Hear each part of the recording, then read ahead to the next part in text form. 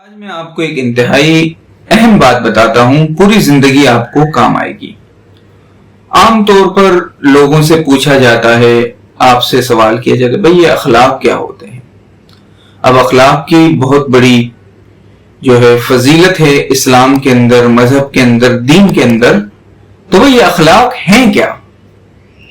اب لوگ مختلف آپ کو اس کے طریقے بتائیں گے، بھئی صبح شام کے آپ نے یہ کرنے ہیں، لوگوں سے اس طرح ملنا ہے،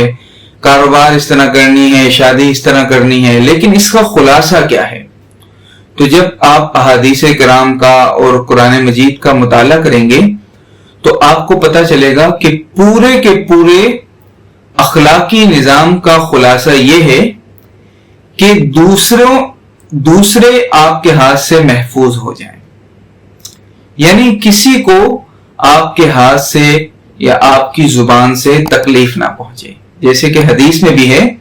کہ مسلمان وہ ہے کہ جس کے ہاتھ اور زبان سے دوسرا مسلمان محفوظ رہے۔ تو جب آپ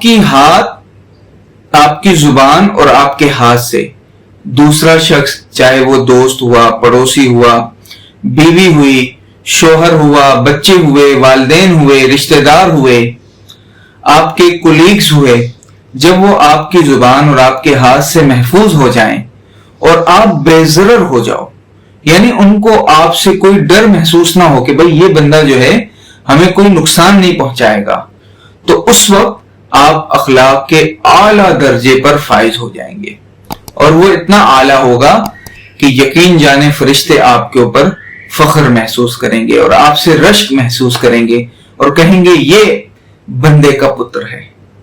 یہ وہ انسان ہے کہ جس کو اللہ بھی پسند کرتا ہے، اس کے رسول بھی پسند کرتے ہیں، اور نبی کریم صلی اللہ علیہ وسلم بھی اسلام کے ذریعے اسی طرح کا انسان اور مسلمان لانا چاہتے تھے۔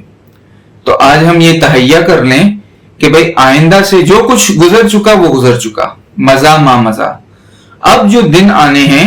یا کل سے ہم تہیہ کر لیں، آج سے ابھی سے یہ تہیہ کر لیں کہ آئندہ ہماری زبان سے، ہمارے ہاتھ سے اور ہمارے ذہن سے، یعنی ہم کسی کے خلاف اپنے دل کے اندر کینہ بھی نہیں رکھیں گے اور وہ ہم سے محفوظ رہے گا۔ بس یہی تمام کے تمام اسلام کے اخلاقی نظام کا خلاصہ ہے۔